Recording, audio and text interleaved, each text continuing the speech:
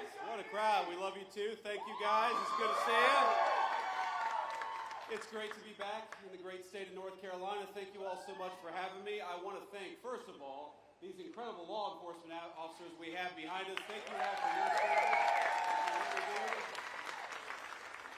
It's a good-looking crew. It's a little hot in here. Those of you who are watching at home don't know it's a little hot in here. And they've got their navy blue uniforms on over here. I bet they're even hotter than we are, standing up there under the spotlight, but they've done much tougher jobs, I think, before. So we're thrilled to have you guys here. And I just wanted to say to all the law enforcement who are in this building, to all the law enforcement who are watching at home, we love you, we're grateful to you, and we're always going to stand behind you. Thank you.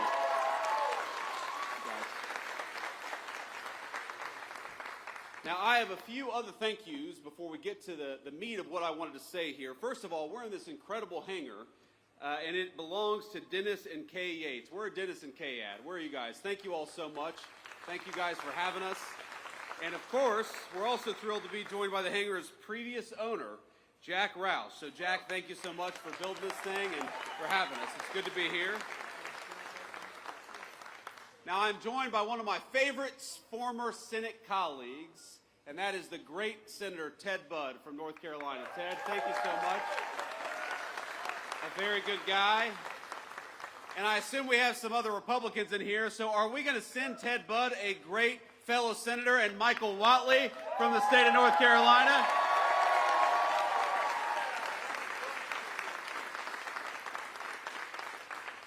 Now, Michael Whatley, I got to know, he was the RNC chair. He was a great friend of me and of the whole administration during the race, but Michael loves the state of North Carolina. He's going to fight for law enforcement. He's going to fight for law and order. He's going to fight for good jobs. He's going to fight for North Carolinians and nobody else. Michael Whatley, God bless you, man. Thank you so much for being here.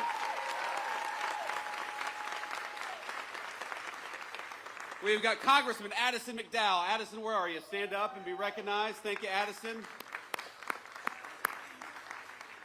All right, this is your first term, right? Are you happy what you signed up for? That's good. Okay. Let's be honest, he couldn't say no, even if he wanted to, but he loves serving the great people in North Carolina and Washington. He does a very, very good job. And then I also want to give a shout out to Mark Harris. Mark, where are you? Please, Mark, you're a great guy. Thank you for everything. But I want to just say that being here in North Carolina, we're here to talk about law and order. We're here to talk about law enforcement, and we're here to talk about the basic fact that you all pay your taxes.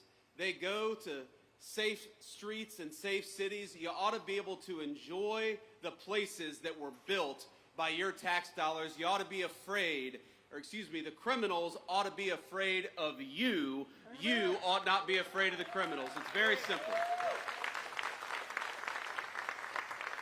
And I think for too long in this country, we actually took the exact wrong approach. We told people that if you were walking down a city street and there was a crazy person over there yelling and screaming at your kids, you ought to walk to the other side of the street rather than possibly be accosted by a violent person. Well, you know what I think? I think that if a person is being violent and threatening to young children and young families, they ought to send their asses to prison instead of telling people that they got to cross the other side of the street.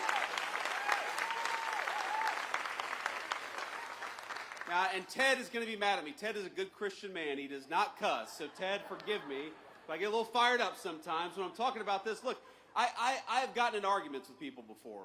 You know, a couple years ago, I took my family to New York City. This was when I was in the United States Senate. We spent a few days there. It was a wonderful trip in a lot of ways.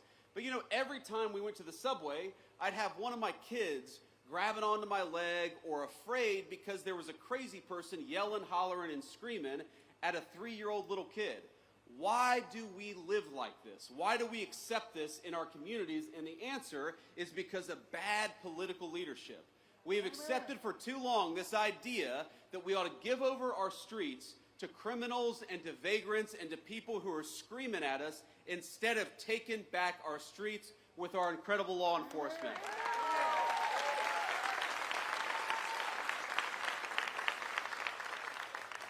And there are so many things that we can do. You know, in Washington, D.C., the first 2 months that we surged the National Guard, that President Trump surged the National Guard into Washington, D.C., there were no murders. not a single murder for 2 weeks in the streets of Washington, D.C. And you know, we have all these world leaders who come. And we'll tell them, you know, we haven't had a murder in Washington, D.C. in 2 weeks. And these world leaders will look at us and say, is that supposed to impress us? Like, that doesn't sound very good. But, you know, to Washington, D.C., which averaged last year a violent murder every other day, 2 weeks without a murder was a hell of a track record.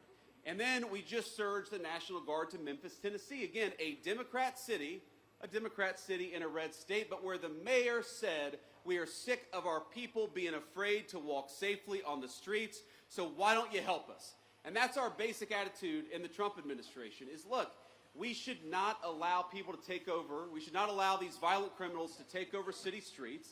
And if the local government wants our help, if the local authorities want our help, then we are going to help them because we stand for American safety everywhere, whether it's a big city or a small one. Thank you, young man. So this is what it means. Being pro-law and order is actually not that difficult. There are some things we do, some issues we address that are so complicated and so challenging, but supporting our local law enforcement is actually pretty easy. It's just a question of political willpower. Here's thing number one, very simple. If our great police officers find a violent criminal and lock them up, we ought to keep them locked up instead of letting them back on our streets with a slap on the wrist.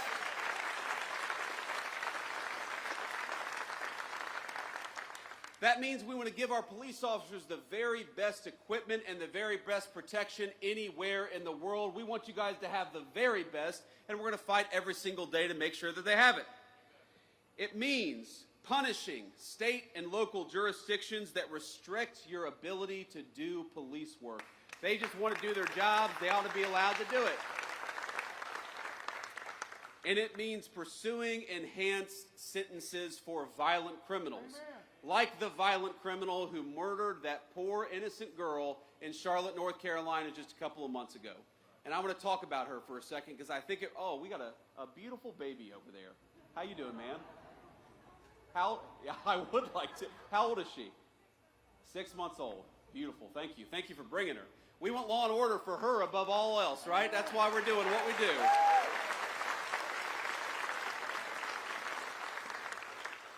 But we all know a couple weeks ago, and it's one of these things that got bumped out of the news because of the political assassination of Charlie Kirk. And so let me talk just a bit about that.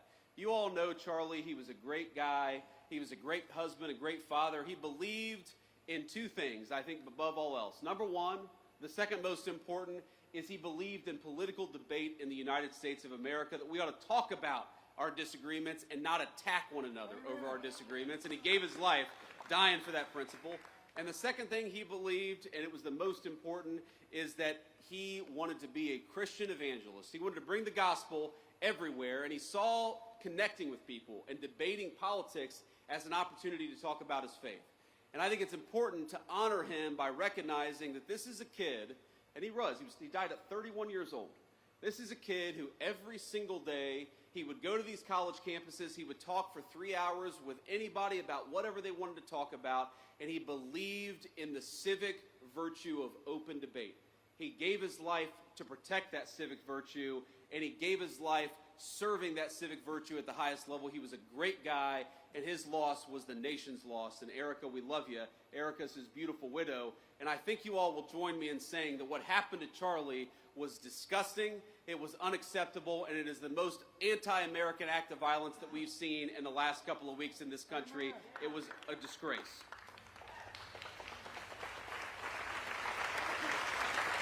But thank you all.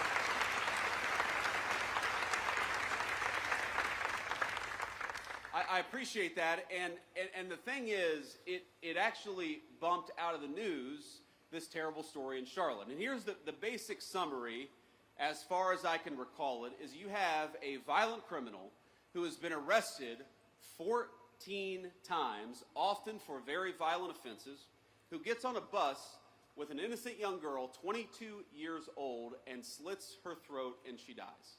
She died because she was coming home from work. She worked at a pizzeria. She came from a beautiful family. She had a young boyfriend. She had her entire life ahead of her. and she was actually a refugee from Ukraine. So she came from a war-torn country. She sought shelter in the United States of America, and because of soft-on-crime policies, she was murdered here, not in the war-torn country she came from. Isn't that a disgrace? Amen. And isn't that an insult to the incredible law enforcement officers who arrested this person 14 times? They did everything that they could to keep this thug off the streets, and it was the political leadership that failed, and we got to be honest about that. I saw former Governor Cooper say, and this is Michael Whatley's opponent, former Governor Cooper said just a couple of days after the attack that we have got to do more when it comes to law enforcement to keep people like this off the streets. And my response was, Governor, he was arrested 14 times. Law enforcement did their job. It's time for you to do your job.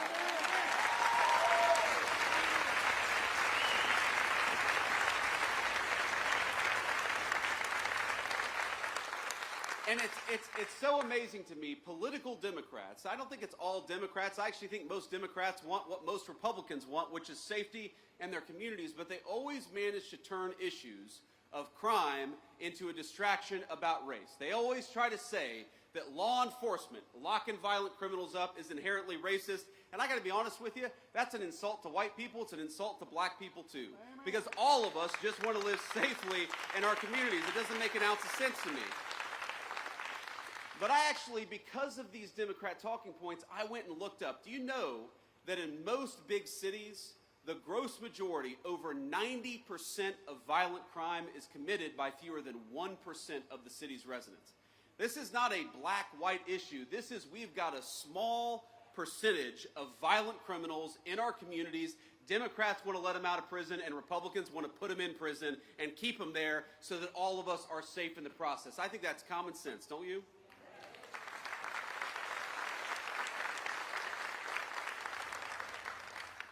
So I also got to talk a little bit about another law and order problem. I said Charlie Kirk's assassination was the most political and disgusting violence that we've had in this country in the last couple of weeks.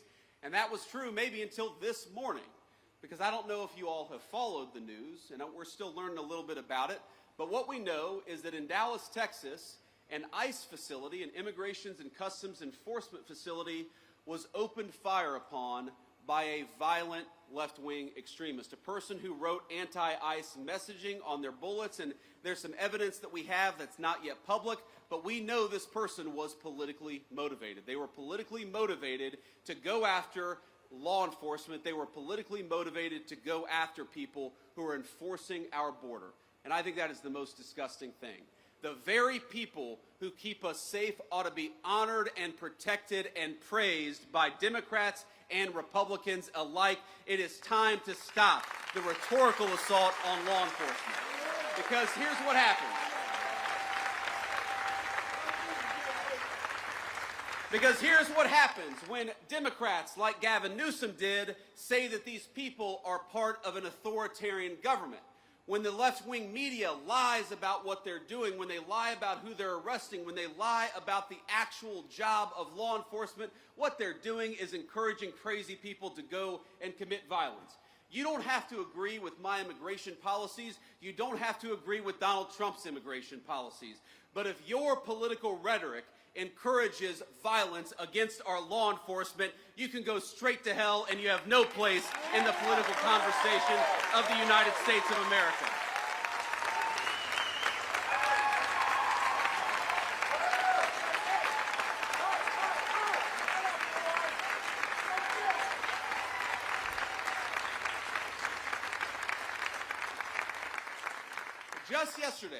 Just yesterday, NBC News, maybe the worst of all the fake news, and I'm sure we have an NBC reporter out there.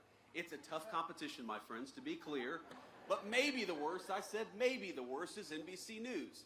And they said that immigration enforcement, you know what they said? That immigration enforcement had detained a 5-year-old autistic girl in order to get to that girl's father. Turned out that story was a complete fabrication. It was a complete dishonest lie.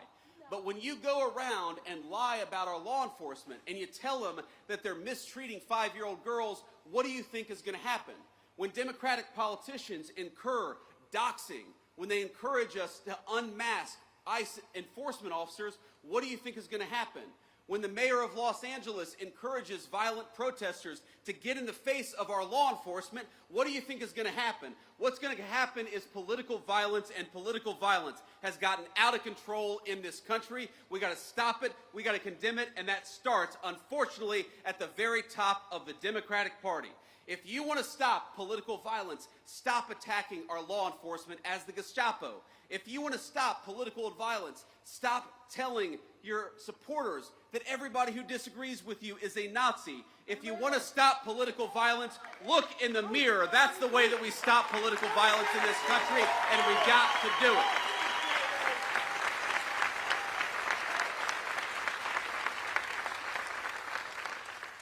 And while we're all mourning and rooting for and praying for everybody who was injured at that ICE facility, and as far as we know, it looks like some of the detainees, in other words, some of the potential illegal aliens, were some of those who were affected. Look, just because we don't support illegal aliens, we don't want them to be executed by violent assassins engaged in political violence either. So we're praying both for our ICE agents, but also for everybody who's affected by this terrible attack.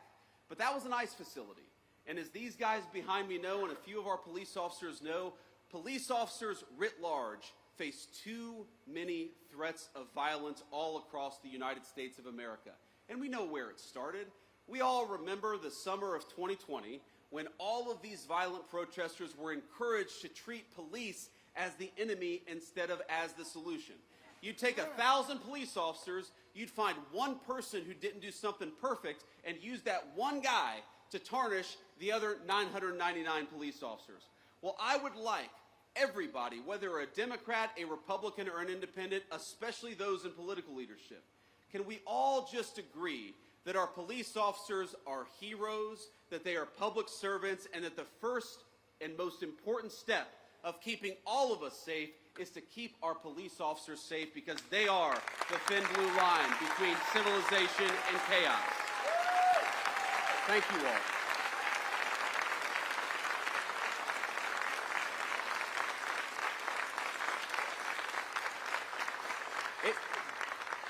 It just happens too much. Our police officers being assaulted, our police officers being attacked.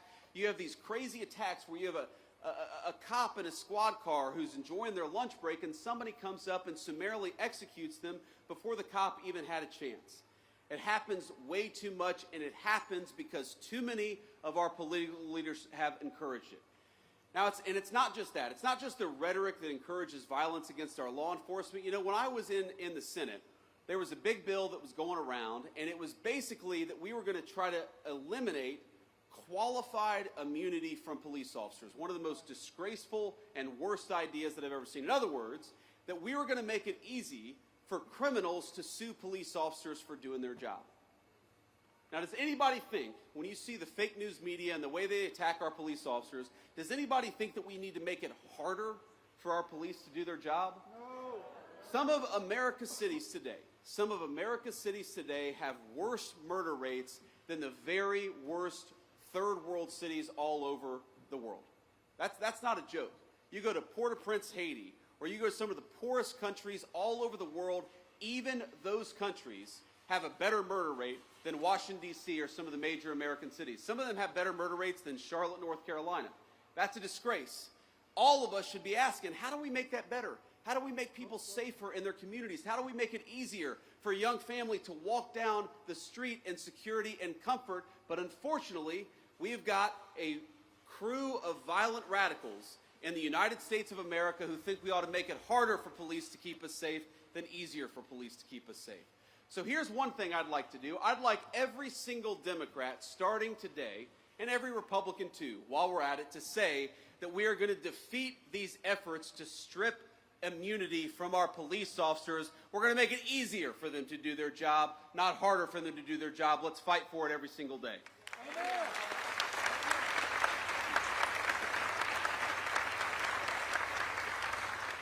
Get your breath off their ass.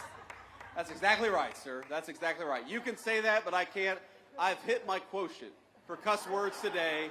I don't want Ted Budd to disown me, so I'm not going to say that, but We can run the clip back later. But let me just leave you with one final thought here.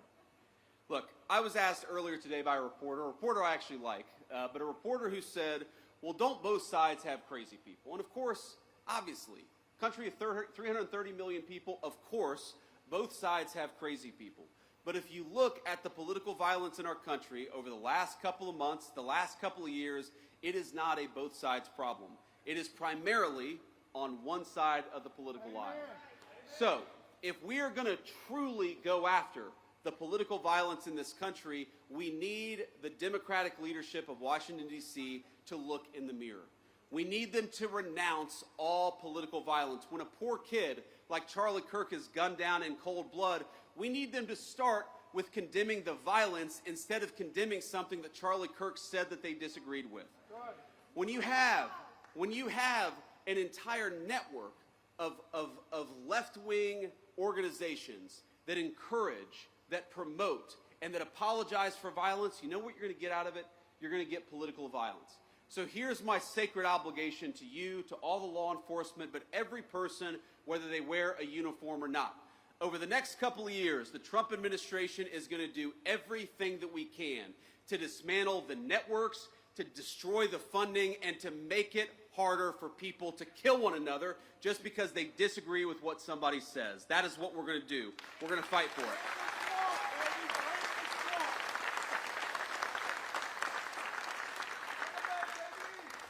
Let me just leave you with this one final thought. Now, most of the time when I go around to events like this, I'm talking about our big, beautiful bill, our working families tax cuts. And I want to leave us just with a reflection on that, because while we're talking about law and order today and we're honoring the police, one of the ways in which we rebuild the American dream is by allowing you to keep more of your hard-earned money. And that bill that these great congressmen worked on and the great senator here, what it did was very simple. It increased the child tax credit. It meant that we're going to increase take-home pay by about $10,000 over the 4 years of the Trump administration. It means that if you're working on tips or if you're working an overtime shift, the government is going to take less of your money, and I think that's a pretty good idea, because if you're working hard, I think the government ought to keep its hands out of your pocket. We're going to do all those things. Because I believe the American dream is fundamentally about this principle. It's about the principle that for all the parents and grandparents out there, and I'm now the parent of 3 beautiful young kids, I just want them to have a better life than the life that I have. That, to me, is the core of the American dream. The promise that if you work hard and play by the rules, we're going to give our kids and we're going to give our grandkids something that's just a little bit more prosperous, a little bit more secure, and a little bit more proud than what we were given when we were kids. That is, I think, our sacred obligation. That by inheriting a great country from our parents and grandparents, we got to pass on something even greater to the next generation. But none of that matters without law and order and public safety. How can you have the American dream if you can't walk down your neighborhood in safety? How can you have the American dream if you're worried about getting mugged when you're taking your family out to a nice meal downtown? How can you have the American dream when every celebration, every big moment in a person's life, you're too worried about violent crime and not focused enough on the things that make life worth living? One of the things that we have got to get back to remembering is that if we want to preserve the American dream, we've got to preserve the right of everybody, rich or poor, to live in safety and security in their neighborhoods. You know, when I grew up in Middletown, Ohio in the 90s, we didn't have a whole lot of money. I was raised by a woman who struggled very often to put food on the table and clothes on her back. Mamaw. Everybody loves Mamaw. Most of all, me. But you know what? For all of the problems that we had, for all the times that Mamaw was worried about where our next meal would come from, for all the times that Mamaw was sometimes terrified that she wouldn't be able to make an important bill payment, we never worried about public safety. And the reason we never worried about public safety, the reason she knew I could go across the street and play in the park in safety and comfort, is because we had something in this country. And that was a recognition, Democrat and Republican, that we stood with law enforcement and we stood with their mission. It didn't matter what your political affiliation was. We wanted to support people who kept our communities safe. And that's something we've gotten away from, because a lot of the people who report on the news, a lot of the people who actually make policy in Washington, D.C., let's be honest, they are wealthy people who can block themselves off from the consequences of the policies they impose on the rest of us. Now maybe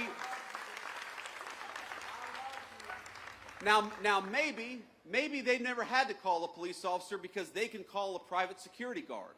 Maybe they've never had their home broken into because they live behind a gated community. Maybe they don't have to worry about walking down the streets of a city safely because they've got a driver in a big fancy car who can take them from point A to point B, but that is not true of the gross majority of our citizens. So I want to tell you, when I talk about protecting the American dream, when President Trump talks about fighting for the American dream, at the very top of that list is fighting for your ability, whether you're rich or poor, to be safe in the home that you love. It is our sacred obligation. It's their sacred obligation, and we're going to work for it every single day. God bless you. Thank you for having me.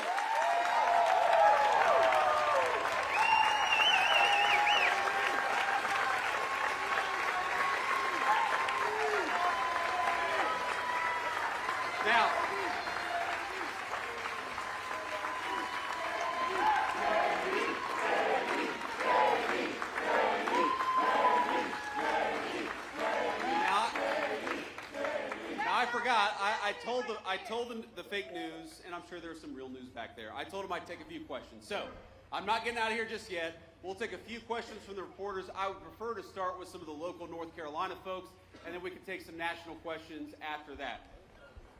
Do we have a microphone back there? Hey, Vice President. I can't see you. Over here. Yes, Mr. sir. Vice President, Thank you. thank you for taking questions from us, and thank you for visiting Concord. You referenced the awful death of Irina Zarutska. I'm just curious, have you had the chance to watch that awful video that was released by Katz, and what your thoughts are after viewing it? Well, yeah, you know, I've honestly seen a lot of gruesome footage, some involving my friends over the last couple of weeks. But the footage of Irina getting stabbed to death is very hard to watch. And I have not seen the whole video from start to finish. I had to cover my eyes for part of it because it is so gruesome, and maybe I should just stare at it. Maybe all of us should stare at it to know the kind of evil that we're actually confronting, because what happened to her was really, really disgusting, and I think it comes from a deep and dark and evil place that exists, thankfully, in a very few number of people, but those people we ought to lock up in prison so they can't get anybody else. But when I saw that video, you know what really got me as a father? I've got 3 little kids, 2 boys, and my youngest is a baby girl. She's 3 years old. She is the apple of my eye, as you dads will know. Daughters just have an effect on us. They get away with more stuff. They don't they? It's kind of annoying, actually. She gets away with things she should not get away with that her brothers would never get away with. But I look at this girl who's 22 years old, and I think to myself, you know, I would love for my daughter to have the kind of life where she never has to worry about that. And there's this moment where she looks up at her attacker and she covers her mouth, and you realize what's going through her head. She knows that something very terrible has happened to her, and I hope that she didn't realize it for too long, because that is unimaginable suffering.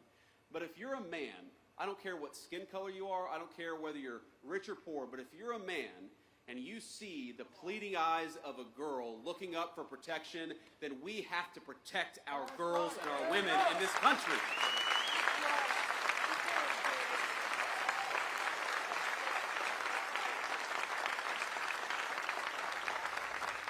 And that was my reaction to it. That was my thought when I watched it. Now, young man, this is a very earnest young man.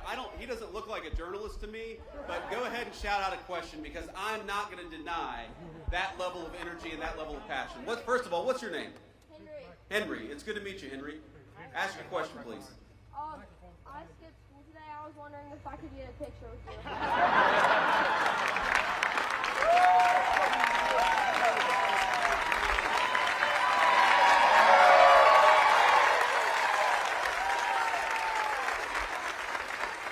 Henry said, I skipped school. Can I have a picture with you? Well, I guess you got to have some excuse to skip school, so I might as well get a photo with Henry.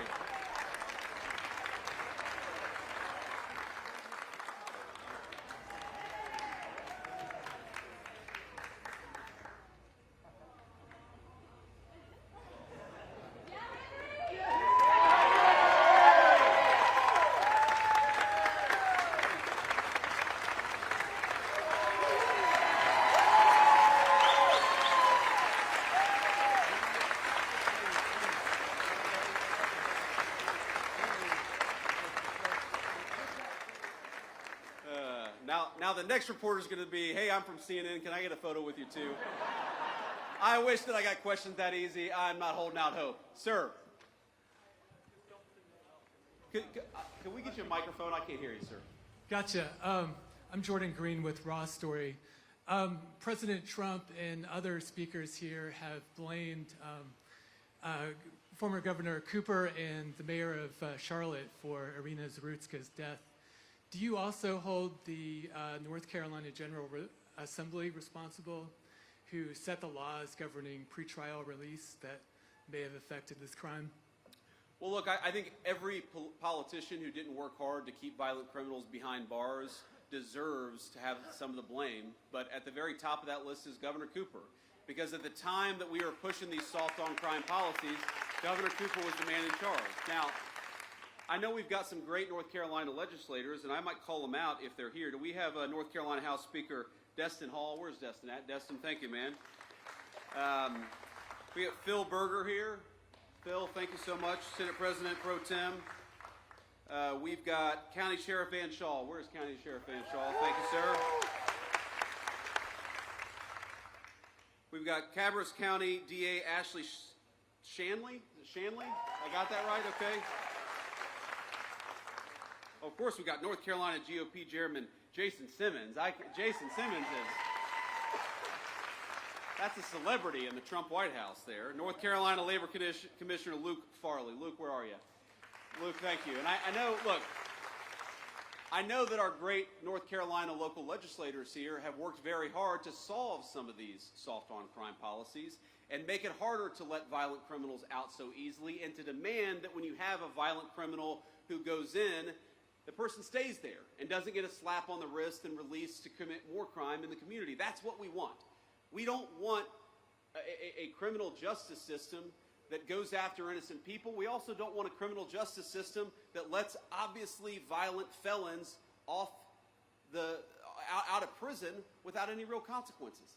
It's just very simple. And again, I go back to the statistic where we have got such a small number of people who commit so much of the violent crime. If we just locked them up, and I mean, look, I believe in repentance and I believe in forgiveness, but I believe that forgiveness often only comes on the other side of real punishment and real regret, which is why we got to lock some of these guys up in the first place.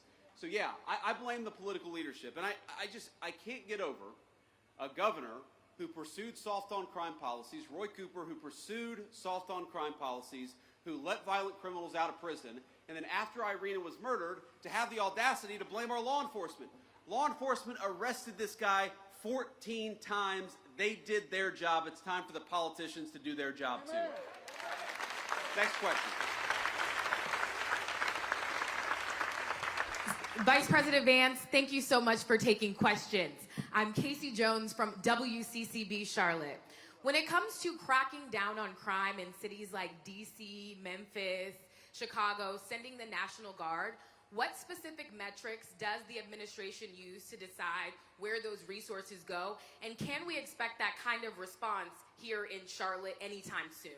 Well, look, if the mayor of Charlotte and the governor of North Carolina asked for our help, we would absolutely send it, because we believe in helping people regardless of whether they're Democrats or Republicans. We would love to have the mayor of Charlotte reach out for our help. And that's, you asked what the metrics are, that's one of the most important metrics. We want to go where we can have a real partnership between local law enforcement and the federal officials so that we can root out the crime. And that goes to the second metric. What is the most important thing? You can tell how many people are being murdered in a community. You can tell how many carjackings there are. You can tell how many armed robberies there are. There's way too much violent crime happening in our country. And when we look at an American community, again, we don't care about their politics. When we look at an American community where people are suffering because of violent crime, our response is, we want to help, just let us. And I'd encourage everybody to talk to your local officials. I know we're a little far away from Charlotte, but to talk to your local officials and encourage them to ask for the help of the Trump administration. We are willing to provide it. We want fewer people to be affected by violent crime, but these guys have actually got to play a partnership role with us. And unfortunately, way too many of them, some of these people, it's crazy.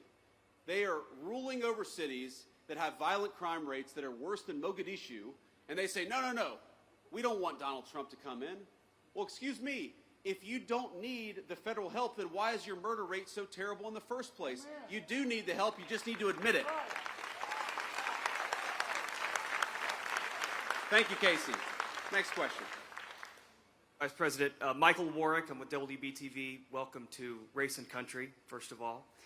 Irina's law was just passed by Republican lawmakers. It's now on Governor Stein's desk. It addresses cashless bail. It would allow magistrates to involuntarily commit people who they believe to be sick.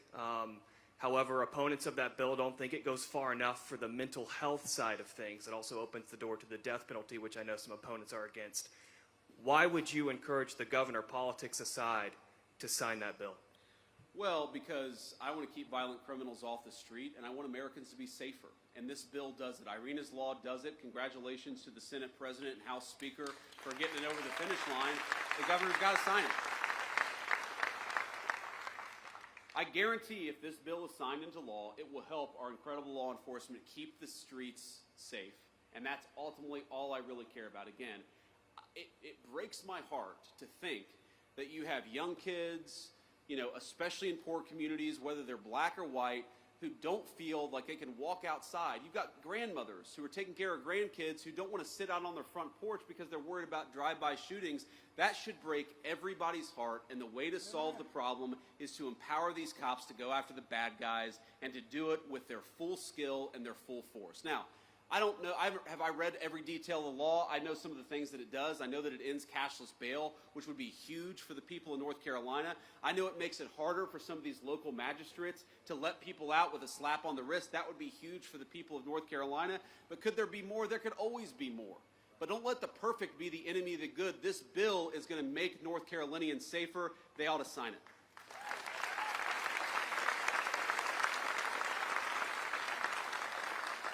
Hi, Mr. Vice President. It's Kit Maher representing the White House TV pool today. I just have two national questions for you, if you'll allow it. Go ahead. Number one, on Ukraine, President Trump said that Ukraine can fight and win back its territory. Could you explain the shifting stance there from stopping the bloodshed immediately, ending the war, and now saying that Ukraine should fight? Is that a tactic to pressure Putin back to the table? We'll go ahead and do the second question. Yeah, second question. Last year, when I was covering you on the campaign trail, you told Joe Rogan that the difference between Harris and Trump is that Trump is not trying to censor his fellow Americans. I'm wondering if you can square your fervent belief in free speech with what's going on now with Jimmy Kimmel and the FCC pressure. I'd love to hear your thoughts on both of those. Well, look, on the free speech conversation, I'm pretty sure that Jimmy Kimmel was back on the air last night, and to the extent that he's not back on the air, it's because he's not funny and has terrible ratings. This is not a federal government problem. This is...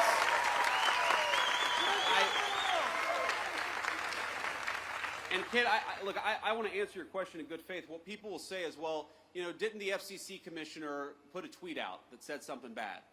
Well, Kit, compare that, the FCC commissioner making a joke on social media. What is the government action that the Trump administration has engaged in to kick Jimmy Kimmel or anybody else off the air?